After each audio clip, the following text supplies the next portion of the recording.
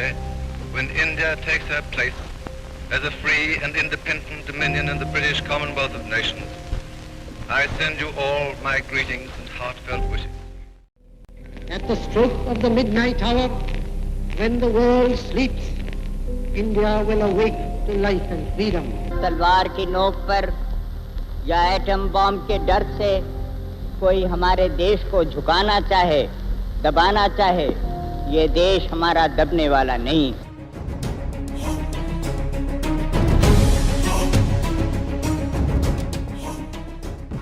भारत कोई 5 साल, 10 साल, 100 साल जीने का देश नहीं है। हजारों साल जीवित रहा है और हजारों साल और इसको जीवित रहना है।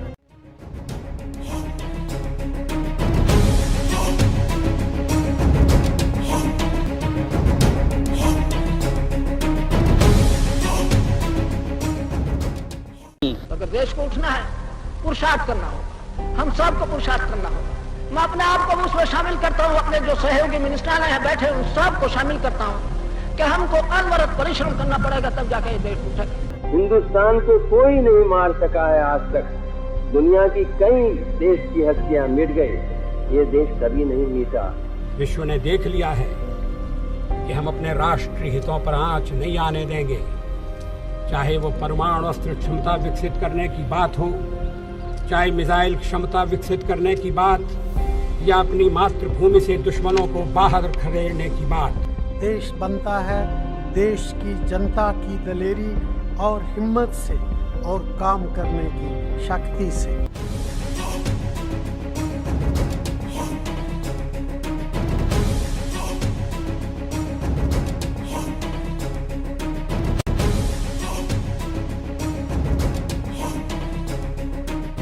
और हम मिलकर के हम दुनिया में अपनी अहमियत खड़ी कर सकते हैं। हम दुनिया में एक ताकत बन के उभर सकते हैं। आवश्यकता है हम मिलजुल करके चलें।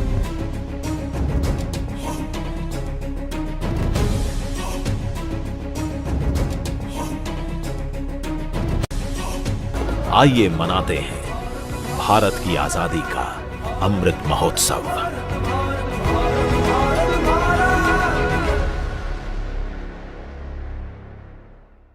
जय हिंद, जय भारत। अब हम लोग जब आज़ादी का अमृत महोत्सव अपने स्वतंत्रता दिवस के 75वें वर्ष में मना रहे हैं, तो 100वां स्वतंत्रता दिवस मनाने के पहले हमारे मन में कई सारे सवाल हैं। प्रधानमंत्री ने विभाजन विभीषिका स्मृति दिवस भी साथ साथ मनाने का निर्णय लिया है। आज ये सोचने का समय है कि जिस उद्देश्य के साथ पाकिस्तान बना था, क्या पाकिस्तान को वो मकसद हासिल हो पाया? आखिर क्यों हम भारत और पाकिस्तान एक दूसरे से अलग हुए? आखिर क्या हासिल हुआ और क्या हम भविष्य में फिर कभी एक अच्छे पड़ोसी की तरह साथ में रह सकते हैं? या जैसे ईस्ट जर्मनी वेस्ट जर्मनी मिल गए, जैसे फ्रांस ब्रिटेन जर्मनी जिन्होंने अपने सालों साल युद्ध लड़े, आज यूरोप के उन देशों ने फर्स्ट वर्ल्ड वॉर और सेकेंड वर्ल्ड वॉर के बाद यूरोपियन यूनियन बना लिया, तो क्या भारत पाकिस्तान बांग्लादेश फिर से कोई एक कन्फेडरेशन नहीं बना सकते?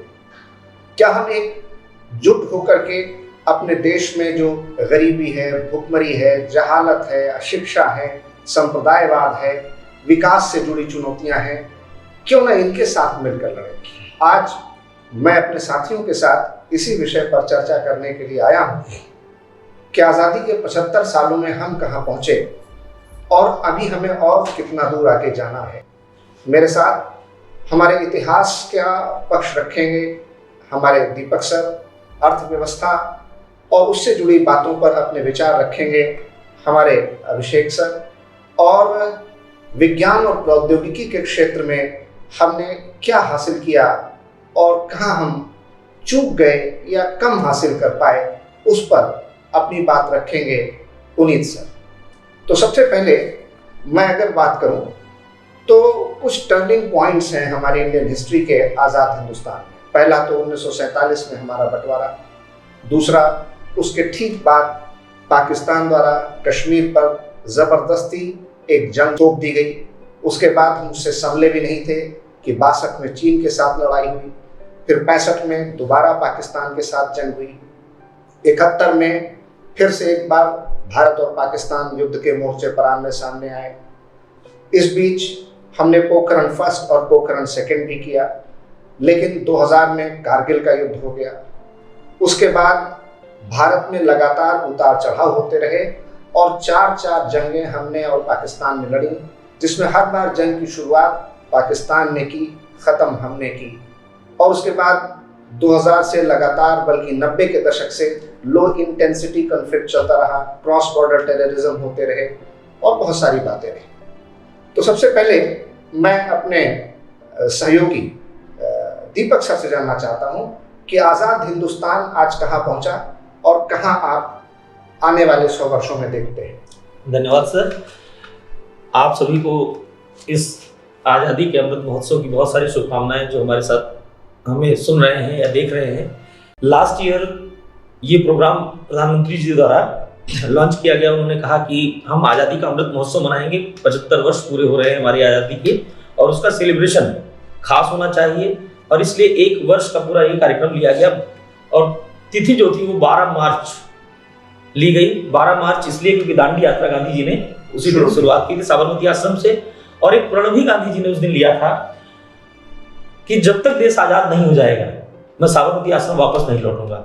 और ये दुर्भाग्य ही रहा कि सबने हो गया आंदोलन, जिसकी शुरुआत दांडी यात्रा से हुई, आजादी तक तो हमें नहीं ले गया, लेकिन आजादी के दिशा में एक माइलस्टोन साबित हुआ। और फाइनली जो है 1947 में 15 अगस्त को हमें आजादी मिली। आजादी का भी थोड़ा सा इतिहास में आपसे चर्चा करना चाहूंगा।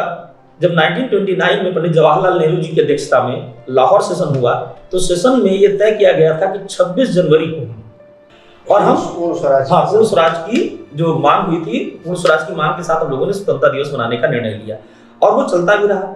लेकिन जब माउंटबेटन प्लान आया, जिसे आप 3 जून प्लान के नाम से भी जानते हैं, तो वहां ये तय किया गया कि भारत को जो आजादी दी जाएगी वो 15 अगस्त को दी जाएगी। अब 15 अगस्त को आजादी देने के पीछे का ऑब्जेक्टिव भी हमें समझना होगा, उद्देश्य क्या था। क्योंकि 1945 में ये वही दिन था जिस दिन जापान ने सेकेंड वर्ल्ड वॉर में सरेंडर किया था। तो सरेंडर करने की तिथि को ही निर्धारित किया गया भारत की स्वतंत्रता। ये कहीं ना कहीं एक दबाव की राजनीति या मानसिकता को प्रदर्शित करता है कि हम आपको उस दिन आजाद कर रहे हैं जिस दिन जापान ने सरेंडर किया था। बहुत सारे लोगों के मन में ये प्रश्न हो सकता है कि जापान के सरेंडर करने का दिन हमारी आजादी का दिन क्यों चुना गया। तो जापान द्वितीय विश्व युद्ध में आईएनए की स्थापना नेताजी सुभाष चंद्र बोस ने की थी, जापान की मदद से की थी। जापान का काफी सपोर्ट मिला था, जिससे हम लोगों ने अंडमान और निकोबार जो है द्वीपों को जीता था और मोइरांग तक पहुंचे थे मणिपुर में, जहां तक हम जो है स्वतंत्रता का लक्ष्य लेकर के अपना आगे बढ़ रहे थे। तो द्वितीय विश्व युद्ध में जापान की पराजय का दिन, सब आत्मसमर्पण का दिन इसलिए निर्धारित किया गया कि हमें शायद वो ये आभास करना चाहते थे कि जिस शक्ति की ताकत पर आप चाहते थे कि आप स्वतंत्र हो जाएं, वो देखिए वो हमारे कदमों में आकर के गिरा था और वो दिन आपकी आजादी का मुकर्रर कर रहे हैं। तो एक ऐसी भावना रह सकती है जो ब्रिटिशर्स की भावना रही। यहां पर अमृत महोत्सव नाम क्यों दिया गया सर? मुख्य बात यह कि अमृत महोत्सव क्यों?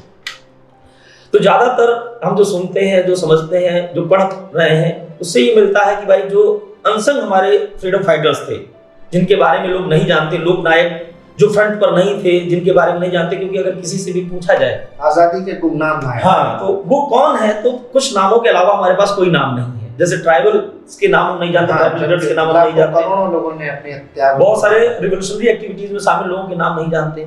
अब महत्वपूर्ण तो यही है कि अगर आंदोलन हो रहा है तो आंदोलन में लीडर को तो हम जानते हैं फ्रंट पर कौन है, लेकिन किसने लाठियां खाई, किसने अपना जीवन दान दिया, किसने उस समय सपोर्ट किया, उसके बारे में हम नहीं जानते। मैं एक छोटा सा उदाहरण सर इसके बारे में देना चाहूंगा। जब 1857 का विद्रोह हुआ तो हम नाना साहब का नाम तो जानते हैं, तात्या टोपे का नाम जानते हैं, लेकिन बहुत कम लोग अजीजन बाई का नाम जानते हैं जिन्होंने उस मूवमेंट के दौरान सपोर्ट किया था।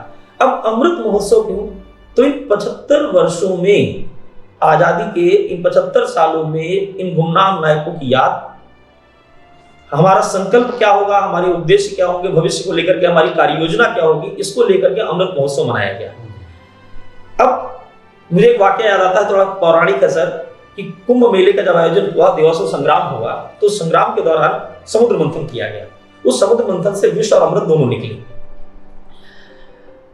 आजादी का जो संघर्ष हमारा चला वो भी एक तरीके का समुद्र मंथन था सर, उससे भी विष और अमृत निकले। अब वहां पर भगवान शिव ने विष को अपने कंठ में रोक करके सृष्टि को बचाया। लोगों को ये लगेगा कि यहां पर विष कौन सा था, तो विष यहां पर भी बहुत सारे थे, जैसे बेरोजगारी, गरीबी थी, एक्सप्लॉयटेशन था, शोषण था। ठीक सिस्टम द्वारा आंदोलनों का दमन किया जाना था, लोगों ने अपनी कुर्बानियां दी। ये सब एक तरीके के विष थे जिसको लोगों ने सहा और उसको सहा ही नहीं, बर्दाश्त किया और परिणाम स्वरूप हमें 1947 में आजादी मिली। बंटवारे का जहर पिया, चारों तरफ कत्लो गारत, खून खराबा, हिंसा, आगजनी। तो अब इतने बड़े स्तर पर विष जो निकला, तो प्रश्न अब ये उठता है कि क्या आजादी के अमृत महोत्सव को हम जब मना रहे हैं तो वो सारा विष समाप्त हो गया? क्या नीलकंठ भगवान शिव की तरह विष जो है सारा का सारा समाप्त हो गया? तो ऐसा नहीं है सर। आंदोलन, अगर हम स्वतंत्रता की बात करते हैं, स्वतंत्रता के पश्चात संविधान को बनाया गया सर इसी विष को समाप्त करने के लिए। अस्पृश्यता, गरीबी, कुपोषण, भ्रष्टाचार, जीवन जीने का अधिकार, समता, कई सारी चीजें सर बनाई गई और उन पर देश आगे बढ़ा और देश ने काफी हद तक, अगर मैं आज की बात करूं तो उन लक्ष्यों को हासिल भी किया। 1947 में आजाद होने के बाद हमने इतिहास को एक नई संकल्पना के साथ देखना शुरू किया, क्योंकि प्रश्न यह था कि अब तक जो इतिहास हम पढ़ रहे थे या आज भी इतिहास में बहुत बड़ा हस्तक्षेप या दबाव आप कह सकते हैं ब्रिटिश इतिहासकारों का है। V.A. Smith, Max Muller, William Jones, Macaulay की शिक्षा नीति, क्या आज हम उससे उबर पाए हैं? क्या उस मानसिकता से बाहर निकल पाए हैं? इतिहास इसके लिए भी प्रेरित करता है, क्योंकि इतिहास एक ऐसा विषय है जो न केवल वर्तमान के सृजन की बात करता, भविष्य की संकल्पनाओं पर आधारित होता, वरन अतीत से हमें बार बार प्रेरणा देता है, सीखने की बात करता है कि क्या गलतियां हुई जिन्हें हमें दोहराना नहीं है। इस क्रम में जब 1951 से स्वतंत्र भारत में आर्कियोलॉजिकल सर्वे ऑफ इंडिया ने खुदाई का कार्यक्रम शुरू किया, एक्सकेवेशन शुरू किया और नई साइट्स आई, वहां से हमने अपनी जो 5000 साल पुरानी संस्कृति थी उसको सहेजने का काम शुरू किया। और कोई भी देश तरक्की तभी करता है जब वो अपनी संस्कृति के साथ जुड़ा रहता है। संस्कृति हमारी रूट है, अगर वो जड़ें काट दी जाए तो ये तय है कि कोई भी वृक्ष बड़ा नहीं हो सकता और खड़ा नहीं हो सकता, ये दोनों बातें तय हैं। अब ऐसे में 1951 से लेकर के और वर्ष 2022 जिसमें हम महोत्सव मना रहे हैं, इतिहास में बहुत सारे परिवर्तन हुए, बहुत सारे चेंजेस आए। हमारी विचारधारा इतिहास को लेकर के क्या है, हमारी अपनी संस्कृति को लेकर के समझ क्या है, इस समझ को लेकर के देश आगे बढ़ा, लोगों ने इसमें अपना योगदान दिया। हालांकि विरोधाभास तो इतनी बड़ी संस्कृति में, जहां पर बहुत सारी संस्कृति, बहुत सारे धर्म संप्रदाय के लोग जुड़े हैं, ये आम सी बात है। और ये फेज जो है वो संक्रमण काल की अवस्था में बदल गया 21वीं सदी में, ग्लोबलाइजेशन के बाद में। क्योंकि ग्लोबलाइजेशन के दौरान सर हम देखने को पाते हैं कि एक भारत पहले और एक आफ्टर ग्लोबलाइजेशन, जिसमें एक नई पीढ़ी आई थी। क्या नई पीढ़ी इतिहास को लेकर के उतना जागरूक है, अपनी संस्कृति से परिचित है, या केवल और केवल इंटरनेट सुविधाओं के साथ में वो अपना जीवन सहज तरीके से जी रहे हैं? क्या उन्हें अपनी संस्कृति से कोई लेना देना होना चाहिए या नहीं होना चाहिए? इस पर एक विशेष फोकस किया गया। और ये संक्रमण काल की अवस्था में वैचारिक द्वंद्व बहुत सारे आए, इतिहास में बहुत सारे तथ्यों को लेकर के बहुत सारी विवादास्पद स्थितियां बनी।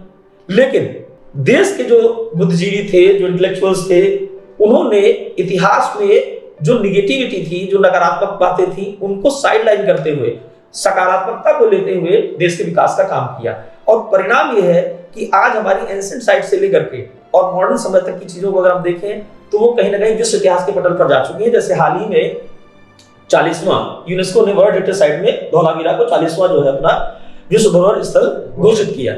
तो कुल मिलाकर के अगर हम देखें तो हमारे सांस्कृतिक स्थल, स्थान, महोत्सव, उनको जो है अंतरराष्ट्रीय स्तर पर आप कह सकते हैं अंतरराष्ट्रीय उन्हें ख्याति मिली। योग दिवस जो कि पतंजलि के योग शास्त्र से निकल करके आया था, पूरी दुनिया के लिए एक मैसेज था, वो आज दुनिया में एक जो है योगा डे के रूप में मनाया जा रहा है। तो ये हमारे इतिहास की बहुत सारी अमूल्य उपलब्धियां हैं और इतिहास में कहने के लिए बहुत कुछ है, बहुत कुछ कहा जा सकता है।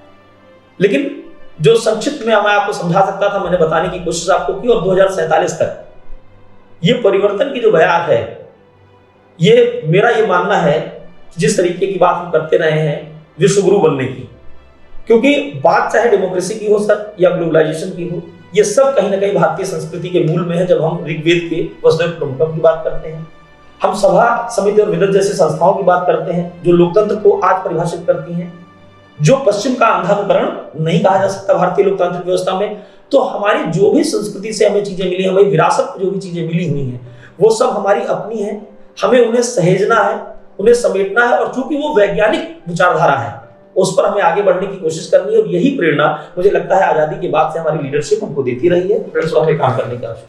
आज़ादी के बाद हम लोगों ने कम्युनिटी डेवलपमेंट प्रोग्राम शुरू किए, प्लानिंग कमीशन लेकर आए, जिम्मेदारी एबॉलिशन एक्ट लेकर आए, से लेकर पंचायती राज अधिनियम को लागू किया, अपने संविधान में ऐसे प्रोविजंस जोड़े, सोशल इकोनॉमिक पॉलिटिकल जस्टिस की बात की, और फिर कोविड आया, उसमें प्राइम मिनिस्टर ने आत्मनिर्भर भारत, उसके पहले नीति कमीशन, और आज जब 2022 में हम आज़ादी का अमृत महोत्सव बना रहे हैं, $5 ट्रिलियन इकोनॉमी का लक्ष्य।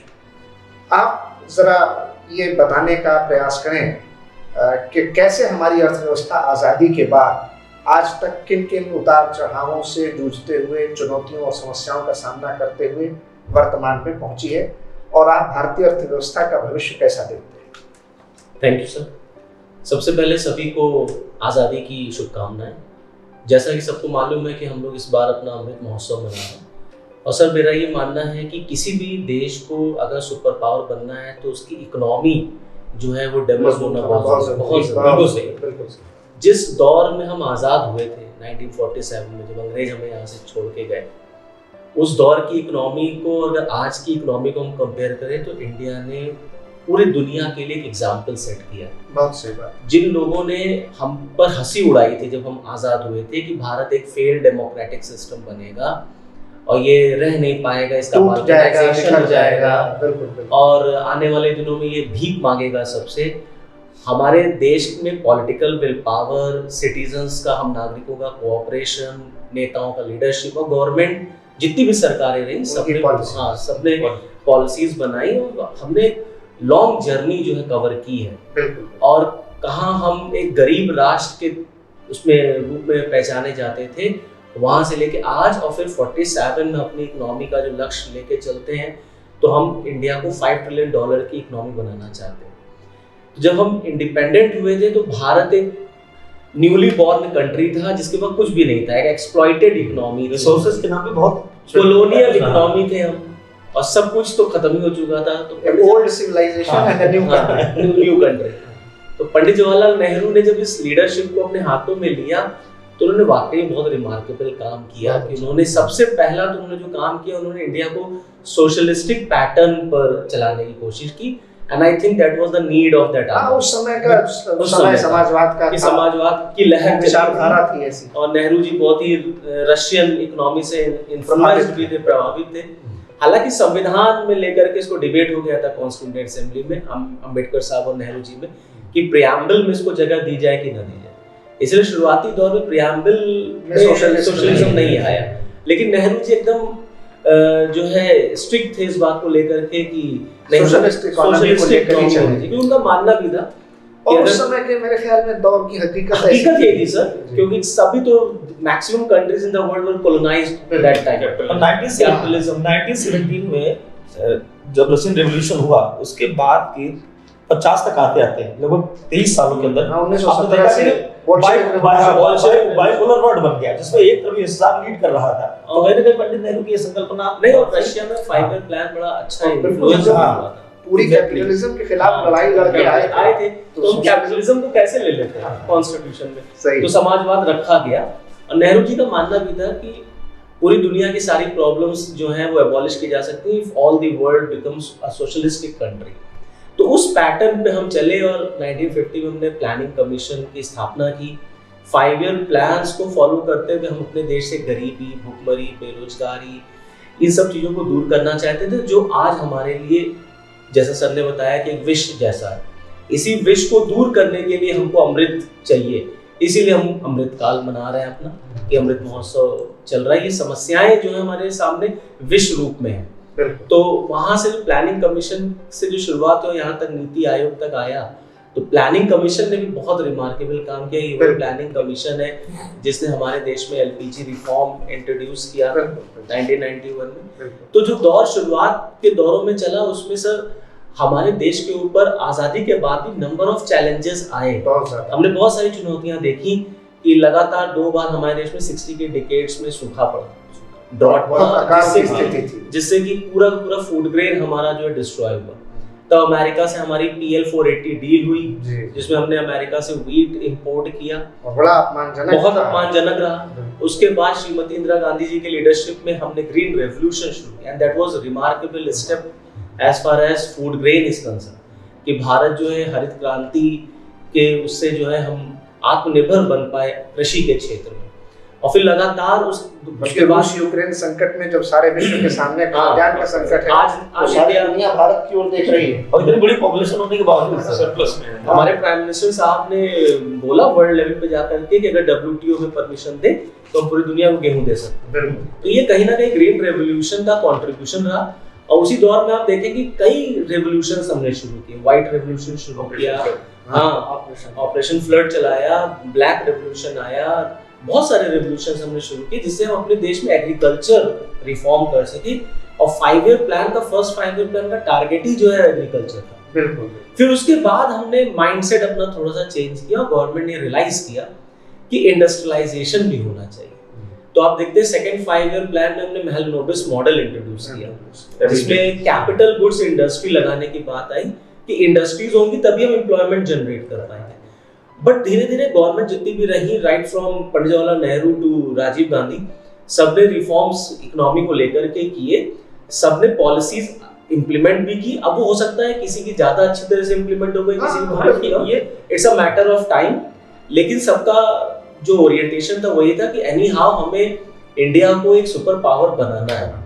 और उसी के दौर में आप 80 में देखते हैं हमारे देश में सबसे बड़ा संकट आया, समवॉट लाइक श्रीलंका, कि हम फॉरेक्स क्राइसिस में आए। बैलेंस ऑफ पेमेंट क्राइसिस हमने देखा, भुगतान संतुलन संकट। और तब 91 में जो स्टेप लिया राव मनमोहन मॉडल, पीवी नरसिम्हा राव साहब उस समय भारत के प्रधानमंत्री थे। 24 जुलाई 1991 21 में हमने इसके 30 साल भी पूरे किए, 2021 में 30 साल पूरे हो गए थे।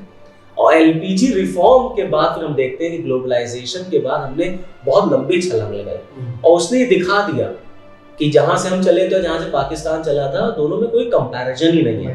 बंटवारा एक ही समय हुआ था, वो हमसे बहुत छोटे हैं, लेकिन उसके बाद में हम इतनी बड़ी जनसंख्या, इतनी एरिया में हम फैले हुए हैं, और इतने बड़े देश को एडमिनिस्टर करना it's not a easy task. लेकिन हमने जो पॉलिटिकल विल पावर दिखाई 91 के बाद से, और वाकई में हमने ग्लोबलाइजेशन का और प्राइवेटाइजेशन का जो यूज किया, उससे कहाँ हिंदू ग्रोथ रेट हमारे लिए टैगलाइन यूज होती थी, वो भी बड़ा 91 से पहले अपमानजनक ग्रोथ रेट के लिए हिंदू ग्रोथ रेट कहा जाता था। और वहां से हमने जंप लगा दिए। आज आप देखिए दुनिया, it was very embarrassing for India की Hindu growth rate term use हुआ हमारे लिए। मुझे लगता है ये जो communist ideological scholar communist ideologies की तरफ हिंदू ग्रोथ रेट, राजकृष्ण का शायद राजकृष्ण एक सटायर था, भारत के लिए यूज हुआ था, that India is growing just like Hindu. तो उन्होंने Hindu growth rate term use कर दिया।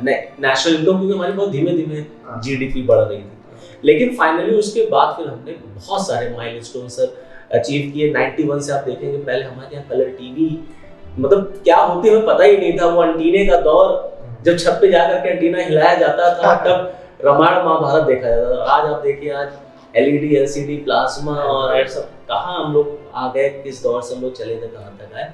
47 में जो टारगेट हमने रखा हुआ है कि हम जब 100 साल अपने पूरे करेंगे, तो मुझे पूरी उम्मीद है कि हम इससे भी बहुत लंबी छलांग लगाएंगे, और जो $5 ट्रिलियन इकोनॉमी का सपना है उसको 110% पूरा भी करेंगे। बहुत ठीक है।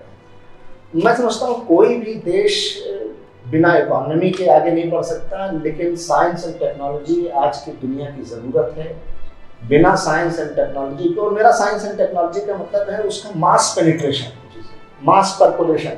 अगर सोसाइटी के कुछ एलिट्स या जो उच्च कुलीन प्रभुवर्ग, धनी, समृद्ध, संपन्न, उन्हीं तक तकनीक और प्रौद्योगिकी सीमित रह जाए तो शायद उसका लाभ नहीं मिल पाएगा। तो आप मुझे ये बताएं, और हमारे व्यूअर्स को जो ये देख रहे हैं, कि आज़ादी के बाद 75 साल में हमारी साइंस एंड टेक्नोलॉजी के एरिया में कितना डेवलपमेंट हुआ, और जब हम 2047 में अपनी आज़ादी का 100वां साल मनाएंगे तो भारत को आप विज्ञान और प्रौद्योगिकी के क्षेत्र में विश्व में कहाँ देखते हैं? सर, ऐसा है कि जब 1947 में भारत आज़ाद हुआ और अंग्रेज हमें यहाँ से छोड़ कर गए, आज़ाद करके गए।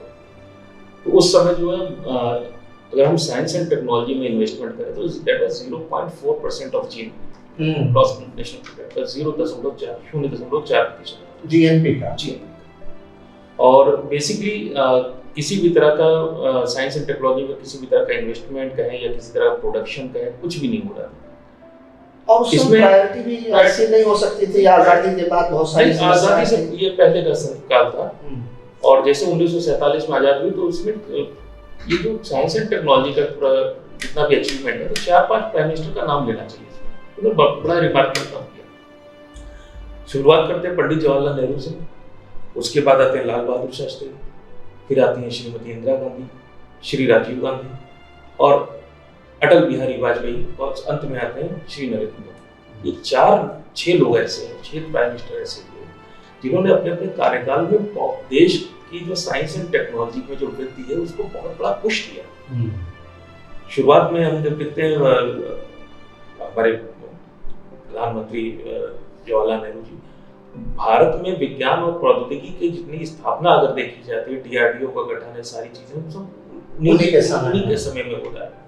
और उन्हें पता था कि जो युद्ध है, वर्ल्ड वार हुआ है, इसके बाद जो देश युद्ध में पिछड़ा था, तकनीकी रूप से पिछड़ा था, वो समाप्त हो गया। तो चाहे हमें अच्छा दूसरी चीज, हमारा जब देश आजाद हुआ तो हम कुल गेहूं का पूरा विश्व भारत जो गेहूं उत्पन्न कर रहा था that was 6 million ton. 6 million ton गेहूं हम पैदा कर रहे थे। आज हम 104 मिलियन टन केवल गेहूं पैदा करते हैं। तो कहाँ 6 मिलियन टन? और ये जो अगर जितने लोग हम लोगों को अभी देख रहे हैं, अगर वो ग्रीन रिवोल्यूशन में टेक्नोलॉजिकल एडवांसमेंट ना हुए तो इसमें से आधे व्यूअर्स पैदा ही नहीं हुए, कैरिंग कैपेसिटी ही नहीं है। हमारे देश की आबादी आज की तारीख में 35-40 करोड़ से ज्यादा नहीं होनी चाहिए।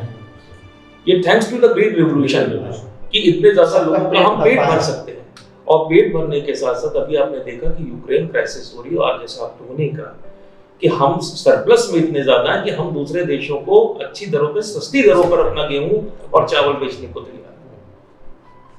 अगर आप देखें फर्टिलाइजर इंडस्ट्री में, तो फर्टिलाइजर आउटपुट हमारा मल्टीफोल्ड टाइम्स में बढ़ा। दूध के प्रोडक्शन में हम दुनिया में नंबर 1 हो गए, मवेशियों की संख्या में हम नंबर 1 हैं। हमारी जो बागवानी की कृषि है वो तीसरे या चौथे नंबर पर आती है। अगर हम बात करें इंफॉर्मेशन एंड कम्युनिकेशन टेक्नोलॉजी में, एक समय था हरकारों का समय हुआ करता था, पत्ते ले जाने के लिए हरकारे लगते थे, कबूतर जाते थे। मैराथन की जो रेस होती है, मैराथन का युद्ध हुआ था और जमाना 450 बीसी के आसपास का समय था। उस जमाने में इंफॉर्मेशन एंड कम्युनिकेशन टेक्नोलॉजी की कितनी महत्व है। आज हम व्हाट्सएप पे एक मैसेज टाइप करके तुरंत भेज देते हैं पूरी दुनिया। और मैराथन में वो 40 किलोमीटर दूर मैसेज दे देने के लिए वो जो सैनिक था उसकी मृत्यु हुई, वो दौड़ के मैसेज देने गया, उसकी याद में मैराथन बनाया। सोचिए what is the difference of information and communication technology. Penetration क्या है? जब शुरुआत में हम लोग आजाद हुए, किसी भी तरह कोई टेलीग्राफिक लाइंस और ट्रंक कॉल का जमाना था। आज हमारे पास हर तरह का सोशल मीडिया है, हम fast speed data optical fibre network से जुड़े हैं। 60,000 किलोमीटर से ज्यादा की ऑप्टिकल फाइबर लाइंस जो है वो भारत नेट के लिए डाली जा चुकी हैं। 5G शुरू करा जा रहा है। तो हम लगातार, अगर आप कहीं इंफॉर्मेशन टेक्नोलॉजी में कहें, डिफेंस सेक्टर में अगर आप बात करें तो इंटीग्रेटेड मिसाइल डेवलपमेंट प्रोग्राम शुरू हुआ। अग्नि, पृथ्वी, आकाश, नाग, त्रिशूल, ब्रह्मोस मिसाइल सिस्टम, हालांकि इससे बाहर था। सुपरसोनिक क्रूज मिसाइल पूरे विश्व में किसी के पास, 2 देशों के पास है। जो और मिशन शक्ति that is anti satellite missiles. तो ये आपका टेक्नोलॉजिकल फीट्स है। पहला जो उपग्रह हमने भेजा आर्यभट्ट, जो भी उस उपग्रह उस हल्के से उपग्रह को भेजने के लिए हमें रशिया की मदद लेनी पड़ी थी। और आज हमने 104 सैटेलाइट एक बार में ऑर्बिट में लॉन्च कर दी। कार्टोसैट और जीसैट जैसे हैवी ड्यूटी सैटेलाइट 2000 किलोग्राम से ज्यादा वजन है। और आप जो है आसानी से एकदम, आपके लिए जैसे लग रहा है बच्चों का खेल हो गया है। क्रायोजेनिक टेक्नोलॉजी में आप इतने ज्यादा आ गए कि दुनिया की 4-5 देशों के पास टेक्नोलॉजी है। तो आपने स्पेस में बहुत ऊंची छलांग लगाई, डिफेंस में बहुत अच्छी ऊंची छलांग। राजीव गांधी का नाम जरूर लेना चाहिए। Information and communication technology, IT industry, telecom revolution देकर सैम पित्रोदा। मतलब ये बात होती थी कि किसी जमाने में अंतरदेशीय पत्र से सस्ती जो है आपकी कॉल हो जाएगी, और आज वो जमाना आ गया। क्या आपका SMS जो है, WhatsApp है, literally these things are free of cost। तो आप तो एकदम आगे की तरफ बढ़ गए और बहुत अच्छा टेक्नोलॉजिकल अचीवमेंट हुआ। जो कमियां रह गई हैं हमारे देश में, और एक बात और, मैं अपने छोटेपन में सुनता था, गांव के गांव हैजा, कॉलरा, खसरा, प्लेग सुनने में नहीं बहुत काम किया। कोविड को हमने कितना अच्छा मैनेज, इंडिया को फार्मेसी ऑफ डिप्लोमेसी, वर्ल्ड में हमें फार्मेसी ऑफ द वर्ल्ड कहता है।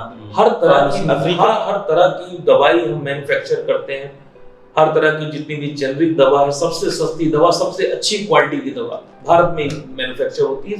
अफ्रीकन कंट्रीज में, यूरोपियन कंट्रीज में हालांकि वो जेनरिक दवा यूज नहीं करना चाहते, लेकिन जितने भी हमारे गरीब देश हैं, WHO का मीजल्स की वैक्सीन का 90% हम सप्लाई करते हैं। अच्छा पुनीत, ये बताएं, जैसे artificial intelligence, internet of things, drone technology, blockchain technology, cloud computing, अब आने वाला समय इसका है, इसमें हम कहां तक अभी पहुंच पाए हैं? सर अभी जो अगर हम विश्व पटल पर अपनी तुलना करें तो यहाँ पर हम थोड़े से भी पीछे हैं, लेकिन हाँ यहाँ पे काम, नए नए स्टार्टअप लग रहे हैं, नए बच्चे जो है पढ़ के निकल रहे हैं, नए नए स्टार्टअप, नई नई कंपनी लगाई जा रही है, उनको फंडिंग हो रही है।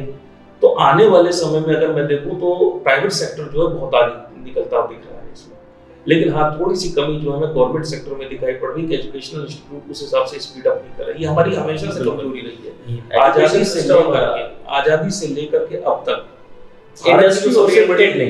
सबसे बड़ी कमजोरी इकोनॉमी भी यही प्रॉब्लम है कि एजुकेशन हमारा इंडस्ट्री ओरिएंटेड नहीं, जो मार्केट को चाहिए वो प्रोड्यूस नहीं कर। और सबसे बड़ी जो समस्या दिखती है वो एजुकेशन सेक्टर ही दिखता है। एजुकेशन सेक्टर, अगर देश जो है एजुकेशन और हेल्थ, कोई भी देश एजुकेशन और हेल्थ में अगर इन्वेस्टमेंट करना शुरू कर दे तो 10-20 साल के बाद वो देश जो है उसका डिविडेंड आप सर इंडिया में देखिए, हमारा जो है नॉर्थ इंडिया, साउथ इंडिया में देखिए, केरल देखिए, वहाँ HDI देखिए कितना अच्छा है। तो नॉर्थ इंडिया अगर आप AI की बात करें, इंटरनेट ऑफ थिंग्स की, तो इस सवाल मन में पूछना चाहिए कि कितनी PhD हो रही है आज की तारीख में, कितने रिसर्च पेपर पब्लिश किए R&D में तो बहुत पीछे, इसे हमें मानना पड़ेगा कि यहाँ पर हम थोड़े से पीछे हैं रिसर्च में बहुत, और ये समस्या है। और R&D एक चैलेंज है और इसमें भारत में अभी तक ध्यान नहीं है। यूनिवर्सिटी लेवल पर इस पे काम हो, जबकि इस पर आजादी के तुरंत बाद से काम किया गया। पहली पंचवर्षीय योजना में 1953 में UGC स्थापित किया गया, यूनिवर्सिटी ग्रांट कमीशन,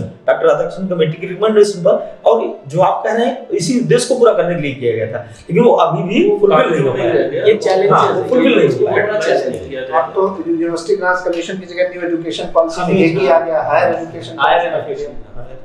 और दूसरा, मैं आपका जो सवाल शुरुआत में था कि भारत और पाकिस्तान एक साथ आजाद हुए, वो कहीं दूसरी दिशा में चले गए और हम किसी दूसरी आगे की दिशा में जा रहे हैं, क्या कभी भविष्य में हम एक हो सकते हैं? तो मेरा पर्सनल जो विचार है, हमारी भाषा एक है, संस्कृति एक है, बोलचाल एक है, मजहब एक है, डीएनए भी एक है, एक ही मजहब भी है, मतलब जो जिस मजहब के लोग वहाँ रहते हैं वैसे यहाँ भी रहते हैं, पंजाबी वहाँ पर है, भाषा पंजाबी बोलते हैं, तो हो सकता है कि हम मिले, लेकिन उसका केवल एक ही जो मेरा पर्सनल विचार है कि जब तक दोनों ही देशों का जो जनता है, आम जनता है, उसकी शैक्षिक योग्यता बहुत अच्छी नहीं होगी, तब तक लोगों के विचार में समानता नहीं है। और चूंकि दोनों देशों में अलग अलग तरह की शिक्षा व्यवस्था है, उसमें थोड़ा सा धार्मिक शिक्षा व्यवस्था उनके पास, जिया के बाद उन्होंने जो एकदम पेनेटिक तरह की इसमें मैं आपको बताऊं, इसमें आप शुरुआत कर सकते हैं अयूब खान के समय से। जी सर, 1960s तक पाकिस्तान की ग्रोथ रेट हर फील्ड में बहुत अच्छी थी, हमसे बेटर ही। अयूब खान जब आए तो उन्होंने पाकिस्तान को उस वक्त जरूर लीड किया, लेकिन उन्हीं के समय से प्रॉब्लम शुरू हुई। आज क्या है, Pakistan state with in state है, डीप स्टेट है। आज पाकिस्तान में स्टेट के नाम पर आप आर्मी से बात करें कि ISI से बात करें कि वहाँ पर प्राइम मिनिस्टर से बात करें, वहाँ कोई चुनी हुई हुकूमत नहीं है। आज़ादी का आधे से ज़्यादा समय वहाँ पर फौजी हुकूमत कर रहा है, और खैरात में मिले दान से आप मुल्क की तरक्की नहीं कर सकते। ये देश डिसइंटीग्रेट कर जाएगा, ये डिसइंटीग्रेट कर जाएगा फिर।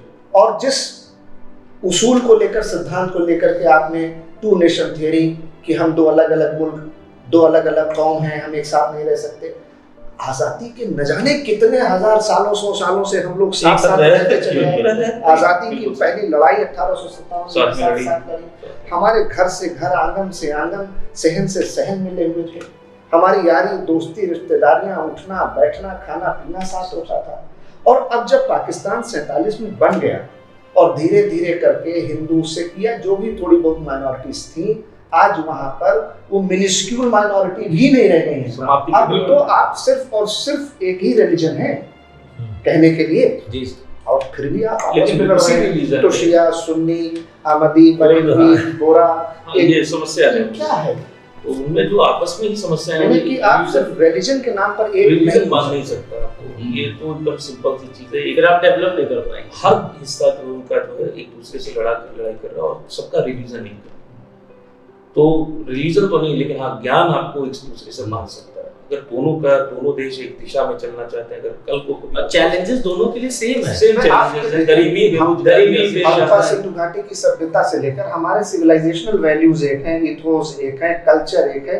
उनके हीरो अरब नहीं हो सकते, उनके हीरो मोहम्मद बिन कासिम नहीं हो सकते। वो आज भी उनको ये रियलाइज करना होगा कि हम लोग हिंदुस्तानी कल्चर का हिस्सा हैं और हम लोग एक थे, एक हैं और एक रहेंगे। ये भले आज अलग ये बात बहुत, जर्मनी इसका बहुत अच्छा एग्जांपल है। जर्मनी का एकीकरण करते हैं, बिल्कुल बहुत बड़ी गांधी जी का सपना संख्या वहां की भी सर मुझे लगता है कि इस बात को महसूस करती होगी, लेकिन शायद लीडरशिप का फायदा जो है धार्मिक संकीर्णता में ही दिखाई दे रहा है। मैं या आर्मी को लग रहा है एक थोड़ी देर की हाइपोथेटिकल सिचुएशन लेते हैं कि आज की तारीख में पाकिस्तान भारत के साथ एकीकृत हो जाता है, तो they are liability for us. ये बात तो है, दे आर लायबिलिटी, एसेट नहीं होंगे, चाहे बांग्लादेश क्यों ना हो, वो भी एक चीज और अब मैनेज करना बहुत मुश्किल है। एक चीज और जो केवल एक ही क्वालिटी की स्ट्रेटजिक पोजीशन थी, वो स्ट्रेटजिक पोजीशन उनकी ऐसी है जो हमें थोड़ा नहीं बिल्कुल सही, लायबिलिटी बन जाएगी। रिसोर्स भी है, रिसोर्स भी उनके पास प्रॉपर है, रिसोर्स के मामले में भी कोई कमी नहीं है। रिसोर्स है, कोस्ट है उनके पास में, लेकिन उसका प्रॉपर यूटिलाइजेशन वो उस हिसाब से कर ही नहीं पाए। और अब अगर हमारे एसेट नहीं है, हमारी लायबिलिटी हो जाएगी, they are liability for us. और नंबर ऑफ प्लेटफॉर्म से हम लोगों ने तो बहुत इनिशिएटिव लिया, जैसे लाहौर बस समझौता एक्सप्रेस चली, और अभी जो हमारे प्राइम मिनिस्टर प्रेजेंट जो प्राइम मिनिस्टर उन्होंने तो इंटरनेशनल लेवल से कितनी बार बोला कि हमें और पाकिस्तान को साथ मिलकर के गरीबी बेरोजगारी से लड़ना चाहिए। जंग के मैदान पर जो लड़ाई हमने जीत ली, उसे हम पॉलिटिकल टेबल पर हार गए। 1971 में शिमला एग्रीमेंट में जैसे लगता है कि भारत हार गया और पाकिस्तान जीत गया। हमने हमेशा बड़े भाई का रोल निभाया, इंदिरा गांधी में हुआ नहीं, हमने हमेशा बड़े भाई का रोल निभाया, लेकिन उधर से वो रिस्पांस हमको नहीं मिला। क्रिकेट डिप्लोमेसी हम लेके चले गए, और आप देखें हमारे यहाँ गुलाम नबी साहब, बड़े गुलाम अली खान, और जो हमारे गज़ल सिंगर, मैं तो उनकी बड़ी बड़ी गज़लें सुनता हूँ और मुझे लगता है उनसे अच्छी गज़ल कहने वाले बहुत कम लोग हुए हैं। कतील शिफाई हो या फिर नूरजहां हो, गुलाम अली साहब हैं, और जो नाम सबसे बड़ा जिनका मैं बहुत बड़ा फैन हूँ, पत्ता पत्ता बूटा बूटा हाल तो सारा जाने हैं। तो हम लोग आज़ादी के 75वें साल पर पूरे देश को बहुत बहुत बधाई, शुभकामनाएं, और आपस में हम एक संकल्प लें कि हम चाहे हिंदू हों, मुसलमान हों, सिख हों, जैन हों, बौद्ध हों, आदिवासी हों, जनजातीय समुदाय के हों, हम उत्तर पूर्व के राज्यों के हों, हम दक्षिण के राज्यों के हों, हम उत्तर भारत के हों, हम पश्चिम भारत के हों, हम पूर्वी भारत के हों, हम सब लोग केवल और केवल भारतीय हैं। कश्मीर से कन्याकुमारी, कामाख्या से द्वारका, भारत एक था, एक है और एक रहेगा।